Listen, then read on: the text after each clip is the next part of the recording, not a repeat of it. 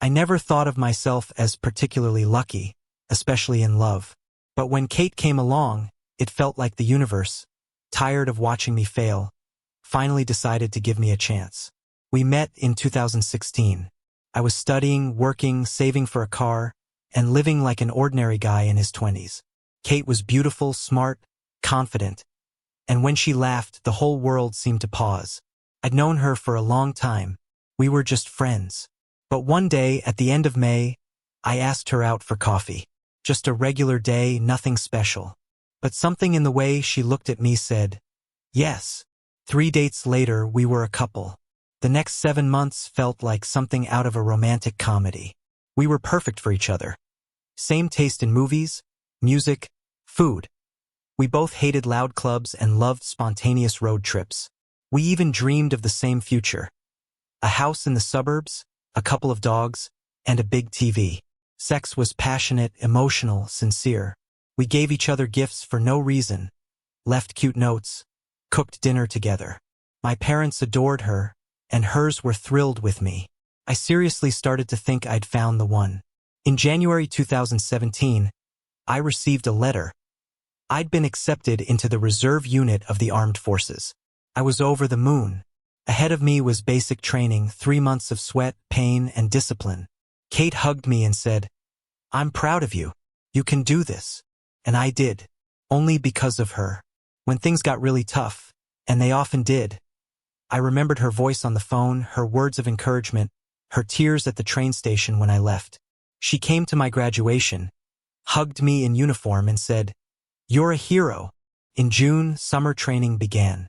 I moved 400 kilometers away, almost the entire summer. Far from home, surrounded by strangers. The environment was toxic. Cadets formed cliques, made friends, and I ended up an outcast. I didn't fit in. I was different. They joked about me. I stayed silent. Kate called almost every evening. I didn't tell her how bad it really was. I didn't want her to worry. That was a mistake. That summer changed me, and not for the better. When I returned home in September, everything felt different. I was different. It was like a fear had settled inside me. A fear of speaking, of making mistakes, of being rejected. I became quiet, cautious, withdrawn. At first, Kate didn't notice, but eventually, she started getting irritated. "You've become kind of boring," she said one day. "We used to just take off on trips, go for walks at night. Now you just sit at home watching Netflix." I tried to explain, told her I was tired, that I just wanted to be with her, hold her, not think about anything. But what she heard was, "I'm not the person you fell in love with anymore." The first arguments started. Not dramatic yet, but cold. I felt anxious every time I opened her messages. What if I said the wrong thing, made a joke at the wrong moment, looked the wrong way? And then the thing I feared most happened. In January 2018, just a couple of weeks before our 2-year anniversary, we had a fight over something stupid, a misunderstanding about dinner plans. But the argument spiraled out of control. At one point she shouted, "Maybe this was all a mistake," and I walked out. I didn't leave the house for 3 days. I could barely breathe. Everything inside me had tightened into a knot. On the 4th day, a message came. "I don't want to lose everything. Can we try again?" I said yes. Of course I said yes. How could I not? But things weren't the same. Our reunion was just an illusion. I could feel it. There was a crack between us that no amount of words or hugs could fix. Every conversation felt like walking on thin ice. I knew she was hurt, but I didn't understand exactly why. I was afraid to say the wrong thing, afraid to lose her for good. Then John showed up. "He's just a friend," Kate said. "We met in class. He's funny, and he helped me while you were in the army." I nodded. A friend is a friend. But something twisted inside me. She started mentioning him more often. John this, John that. I tried not to be jealous. Reminded myself, I trust her. And then came that night. I came over, we'd agreed I'd stay at her place. I opened the door and saw them on the couch together. John was sitting way too close. She was wearing his hoodie. He just dropped by for a minute. He's leaving now. Kate said quickly. We waited in silence until he left. Then she sat on the edge of the bed, staring at her phone. I tried to talk, hugged her. She pulled away. Let's talk tomorrow, she said. I'm tired. She fell asleep. I lay there, staring at the ceiling. 1 hour. 2. 3. Then the phone in her hand. I knew the password. The temptation was unbearable. And I gave in. I still remember how my heart pounded when I saw the first messages. Then the second. Hundreds of texts. Confessions. Laughing at me. Talking about sex. Sharing dreams of a future together. I threw up. Literally. I cried like I hadn't cried since I was a kid. She woke up. I thought I'd been quiet. Just a few stifled sobs, my back turned to her. But she stirred and realized I wasn't asleep. She reached for her phone. It was in my hand. Her expression shifted instantly from confusion to fury. What the fuck are you doing? She shouted, snatching it from me like I just pulled a gun on her. I didn't say anything. Couldn't. My throat felt like it had closed up. I stood there, holding back tears, hoping, still hoping, somehow, that maybe there was a context, a joke I misread, anything. But I'd read it all. Her excitement about being with John. Her mocking tone when talking about me. Her texting him while I sat next to her. Oblivious. She kept yelling. I didn't fight back. I just grabbed my stuff and left. The sun was rising when I got home. I collapsed on my bed and cried until I couldn't feel my face. I called in sick to work and spent the day barely moving, replaying every moment of the last 2 years in my head, trying to figure out when it all went wrong. But I didn't know the meaning of rock bottom yet. That came the next day. It started with texts, then phone calls, then a furious voicemail from one of Kate's friends, then her cousin, then one of her coworkers who I'd met once at a party. All of them said the same thing in different words. You're disgusting. I hope you rot. She should have gone to the cops. You don't get to force yourself on someone just because they're breaking up with you. My heart stopped. I didn't understand. Was this about last night? Then it hit me. Kate was covering her tracks. She'd told people I forced myself on her, that I raped her. And just like that, I wasn't the broken-hearted boyfriend anymore. I was a monster in the eyes of everyone who knew her. I tried calling her. She didn't pick up. I texted once, just once, asking what the hell she was doing. She replied 2 hours later. You know what you did. Don't contact me again. I wanted to scream. I wanted to smash something. But mostly I was terrified. I was in the reserves. If the army got wind of this, they could discharge me. Hell, if she actually pressed charges, I could end up in jail. And all for what? For reading her texts? I didn't leave my apartment for a week. Every buzz from my phone felt like a death sentence. Every time I heard footsteps outside my door, I froze. I slept with the lights on, ate cereal straight from the box, stared at the ceiling, wondering how my life had derailed so quickly. But no police came, no formal complaint, just whispers, just judgment. Somehow that made it worse. The ambiguity, the silence. It was around this time that I started therapy. I didn't tell my therapist the full story at first, just that I was dealing with anxiety and a breakup. But she didn't press. She just listened. And for the first time in months, I felt like someone saw me as me, not the monster Kate had painted. 5 months later, just when I thought she was gone from my life for good, she texted. It was casual. Too casual. Hey, how have you been? I stared at the message for 10 minutes. My fingers hovered over the screen. Part of me wanted to block her immediately. But the other part, the part still furious, still broken, replied, alive. She typed for a long time. Then the floodgates opened. Apologies. Vague admissions. She said she wasn't proud of how she handled things. She admitted she may have exaggerated some stuff. Said she never actually filed anything, and that I had nothing to worry about. I asked her point blank, did you tell people I raped you? She hesitated, then wrote, look, I was hurt and scared. I didn't know how to explain why I let you stay. I didn't want people to think I cheated. It got out of hand. I'm sorry. I really am. It was surreal, seeing someone admit to destroying your life and brushing it off like a white lie. But I stayed calm. I took screenshots. I saved everything. I told her I forgave her. Played the long game. Over the next few months, she kept messaging me. It always followed a pattern. She and John were fighting. She vented to me. She started reminiscing about us. How stable I was. How different. I'd listen, play the role of supportive friend. Then suddenly, John would do some grand gesture. Flowers, a trip, whatever, and she'd ghost me. A week later, she'd post something online mocking me. Sometimes vague, sometimes not so vague. Her friends would pile on. I'd snap. She'd twist it, then block me, and repeat. 3 times. Each time I gathered more evidence. Screenshots, messages, voicemails. I bought a cheap phone and backed it all up. I didn't know yet what I was going to do with it, but I knew I'd do something. One night, after the 3rd cycle of abuse and silence, I sat in my room, looking at the files. The anger had simmered into something sharper, more focused. I wasn't going to the police. She hadn't technically committed a crime. I wasn't suing, I didn't have the funds or energy. But there was something I could do. Make her truth visible. So I started printing. Screenshots. Message logs. All the worst things she'd said. About me, about John, about her own friends. Her mocking texts about the false accusation.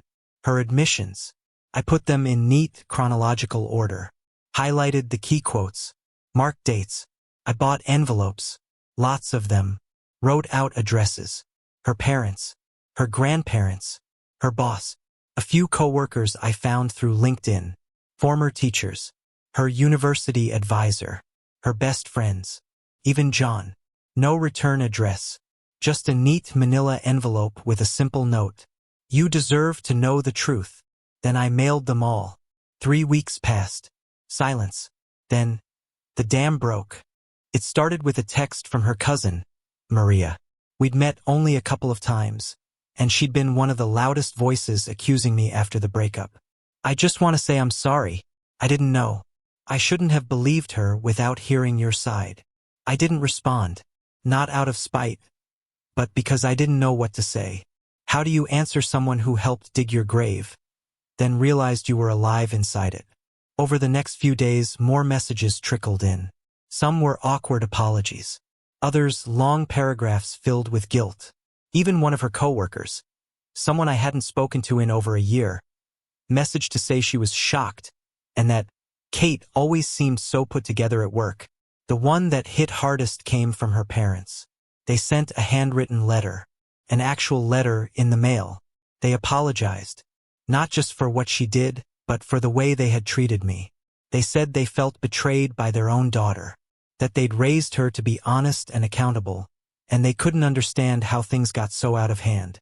They didn't ask me to forgive her, just to know that they were sorry, and that they believed me now. I didn't cry when I read it. I just felt light, like a weight I'd carried for over a year had finally been loosened, even if only slightly. Then came the text from Kate. You absolute piece of shit. How could you do this to me? No, hello. No, I know what you did. Just straight to rage. You ruined my life. You invaded my privacy. You betrayed me. She went on like that for 20 texts. Accusations.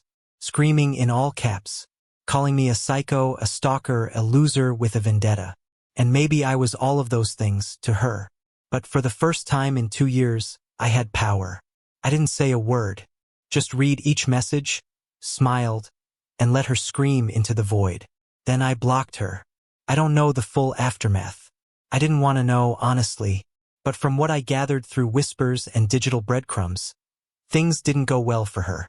She dropped out of university mid-semester. Quit her job, whether voluntarily or because of internal pressure, I don't know. John and her broke up. That part was public.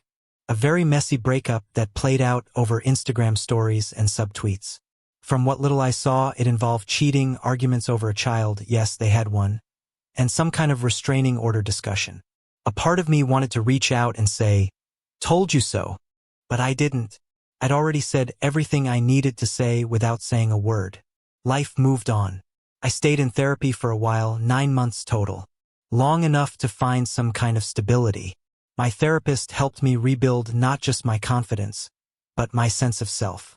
I stopped seeing myself as a victim and started seeing myself as someone who survived. There's a difference. I took a promotion within the reserves, signed up for leadership training, and spent the next year traveling across the country. Different bases, different units. I met people I still call family to this day. People who didn't know my past. Who just saw me as I was. Competent, reliable, honest. Felt good. One of those trips brought me to a small town 500 kilometers from home. That's where I met Jody. She worked logistics. Nothing glamorous. Paperwork, scheduling, all the stuff no one ever talks about. But she had this presence. Not flashy. Not loud. Just warm. We clicked instantly. Started as work friends, then gym buddies. Then coffee every morning turned into dinners at night. We took things slow. I didn't tell her much about my past. Just hinted at it. Bad breakup. Some complicated stuff. She never pried. Just listened when I offered pieces. A few months later, when my posting ended, I told her goodbye. She smiled and said, "I think I'll follow you." I thought it was a joke. But a month later, she showed up in my city. New job, new apartment, 5 blocks from mine. We started officially dating not long after that. 2 years together now. She knows everything. I eventually told her the whole Kate story. Every brutal detail, every messy emotion, every screenshot. She sat quietly, nodding, occasionally reaching over to hold my hand. When I finished, she said, "Well, you've been through hell." Then, with a smile, "Good thing you're not there anymore." That would have been the end of the story. Clean, redemptive arc. But the universe had one more epilogue in store. 2 weeks ago, Jody posted a picture of us. Dinner date, smiling, wine glasses raised. Nothing remarkable. Except to Kate. Somehow she saw it. Maybe a mutual friend.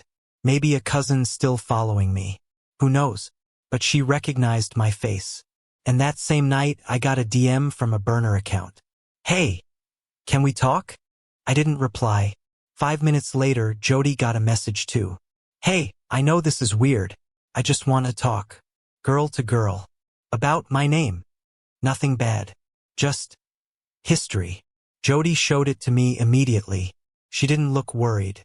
Just curious. I laughed and said, "Remember my evil ex?" She raised an eyebrow. "That's her." I nodded. She didn't ask to see proof. I offered anyway. Screenshots, messages, even the envelope photos I still had in a folder labeled, "Do not open unless crazy." I told her I had no interest in engaging, that I was done with that part of my life. She believed me.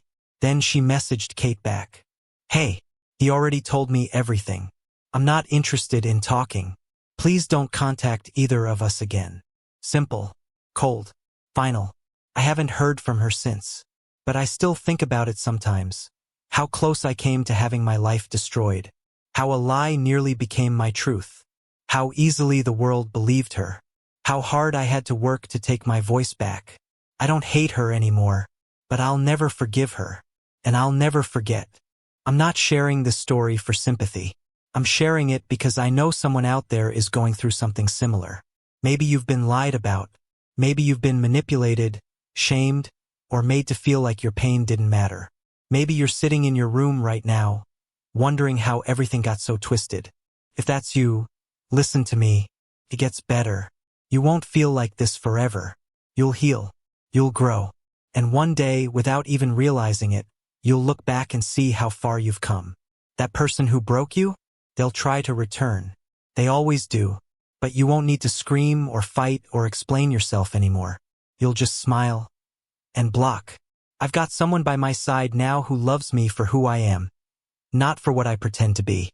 I've got a career I'm proud of, friends who support me, and peace where chaos used to live. And if she ever thinks about me, about what she did, I hope she remembers one thing. I never raised my voice. I never lied. I just told the truth. And the truth was louder than anything she could fabricate. If you made it this far into the story, thank you. I know it was a long one, but some stories deserve to be told in full. Speech Balloon, let me know in the comments. Have you ever dealt with someone like Kate? What would you have done? And if you want more true Reddit-style stories, full of twists, betrayals, karma, and redemption, subscribe to the channel, hit the like button, turn on notifications, because we've got a lot more coming. See you in the next story.